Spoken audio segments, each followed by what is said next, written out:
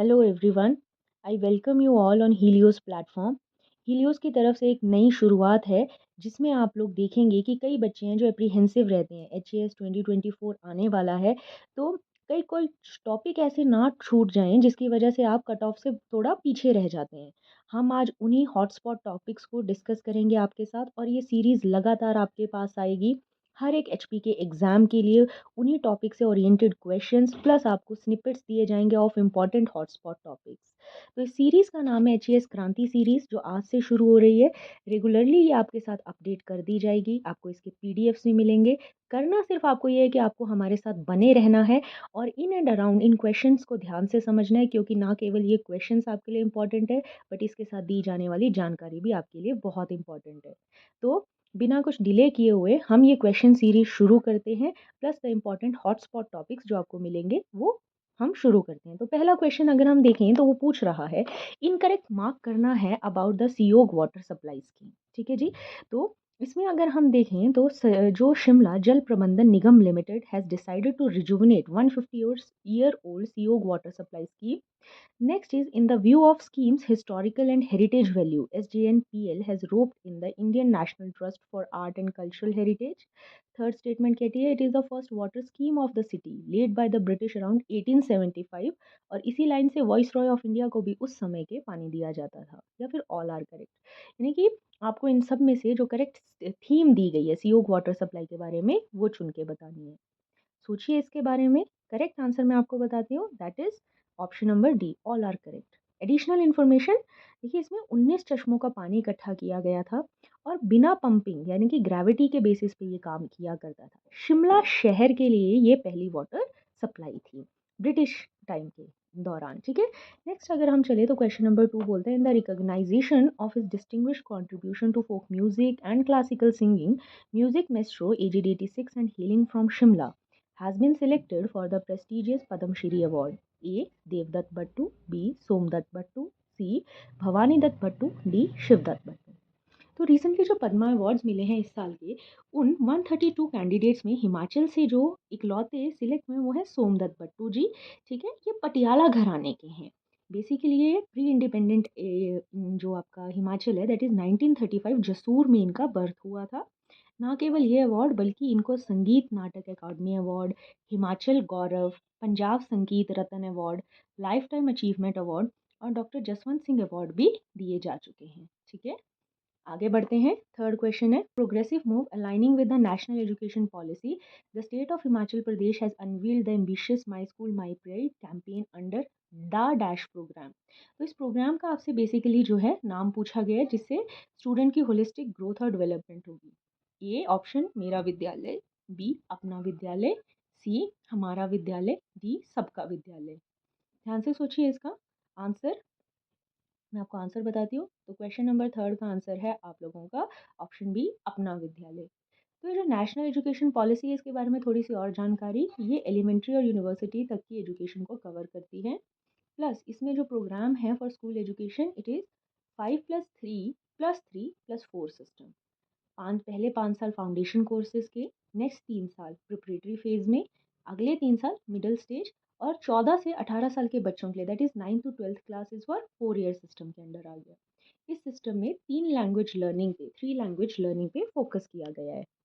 Next अगर हम देखें तो चौथा क्वेश्चन है, in January 2024 the government of Himachal Pradesh was recognised as the dash state in the state startup ranking 2022 in the B category which include state with a population of less than 1 crore. तो आपको ये बताना है कि हम बेस्ट परफॉर्मर थे, option A, B top performer, C aspiring leaders, D segment performers. तो इसका जो आंसर है, we were the best performers, that is option A. आगे चलते हैं फिफ्थ क्वेश्चन पे, to augment the training infrastructure of the special forces and combat free fallers, the army special force training school at Himachal Pradesh got the army's first vertical wind tunnel. तो ये कौन से जिले में या कौन सी जगह पर जिले की स्पेशली हुआ है, that is A Dalhousie, B Bakloh, C Subathu, D Dagshai. तो इसका सही आंसर है option B Bakloh, that is in the Chamba district. इसी के साथ हम आगे बढ़ते हैं छठे क्वेश्चन पे, SJVN Green signed long-term pact to supply 600 megawatt solar power. Dash the project is being developed at a cost of rupees 5491 crore and it is expected to be commissioned by September 30, 2024. तो पूछा गया ये किस state में लगाया जाना है? That is Madhya Pradesh option A, B is Rajasthan, C is Uttar Pradesh, D is Haryana. इस क्वेश्चन को जरा ध्यान से देखिए। The correct answer is option B, Rajasthan. इसी के साथ थोड़ा सा ग्रीन एनर्जी प्रोजेक्ट जो हिमाचल में सैंक्शन हुए उनके ऊपर भी आपको एडिशनल इन्फॉर्मेशन बताती हूँ मैं। 500 मेगावाट ऑफ सोलर प्रोजेक्ट 2023-24 में सैंक्शन किए जाते हैं, जिसमें 200 मेगावाट जो है Himachal Pradesh power corporation limited को दिए गए थे। और रिसेंटली जो हाइड्रोजन प्रोजेक्ट है हमारा, वो भी एसजेवीएन के पास ही दिया गया है। Okay, this is the first hydrogen project of Himachal Pradesh. आगे देखते हैं हम। इंडियन इंस्टीट्यूट ऑफ टेक्नोलॉजी, सातवां क्वेश्चन है ये। Mandi has developed a vaccine to prevent epilepsy which is caused by the worm. This vaccine was developed under the leadership of doctor Amit Prasad, associate professor at the school of biosciences and bio engineering. तो पूछा गया ये vaccine किसके लिए जो है develop की गई है? पोक tape warm, fish tape warm, beef tape warm या चिकन टेप वॉर्म? तो देखिए इसका जो करेक्ट आंसर है, आप भी सोचिए, द ऑप्शन इज ए, पोक टेप वॉर्म। इसके बारे में थोड़ी सी और जानकारी देखिए। इसका जो साइंटिफिक नेम है पोक टेपवर्म का, वो है टेनिया सोलियम। और इससे जो बीमारी होती है वो टेनियसिस होती है।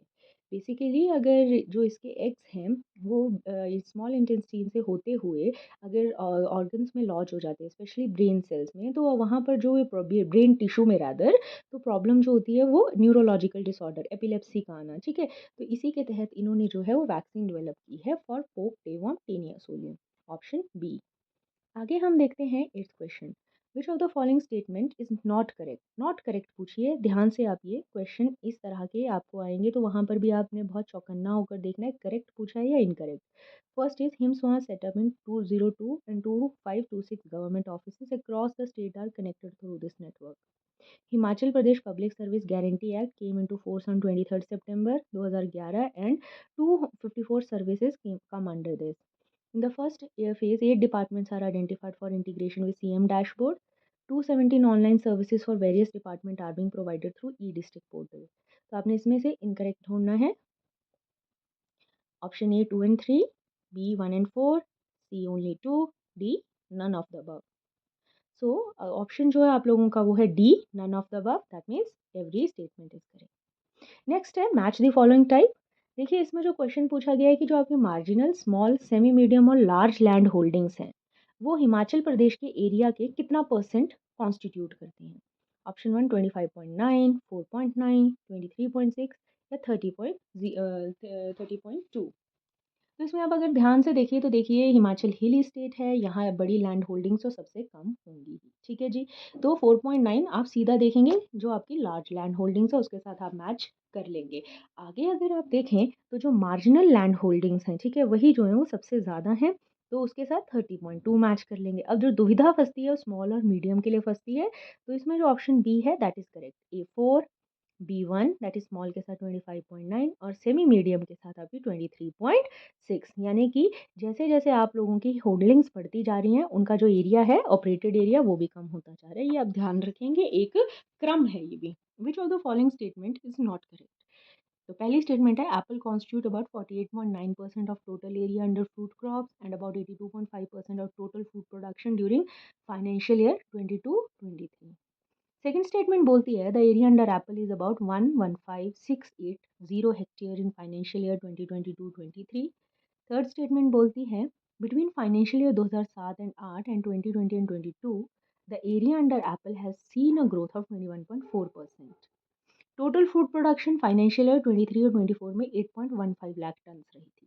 तो देखिए जो क्वेश्चन पूछ रहा है वो नॉट करेक्ट पूछ रहा है। ध्यान से आप क्वेश्चन पढ़ेंगे। एप्रीहेंशन के मारे कई बच्चे जो है ऐसे क्वेश्चन गलत करके आ जाते हैं, करेक्ट को इनकरेक्ट और इनकरेक्ट को करेक्ट पढ़ते हैं, तो ध्यान से आप देखेंगे, ठीक है। तो इसमें जो आंसर है the option D. Why? Because only 4 is incorrect. इसका सही जो है वो 5.8 लाख टन जो है टोटल प्रोडक्शन हुई है 2023-24 में फ्रूट्स में।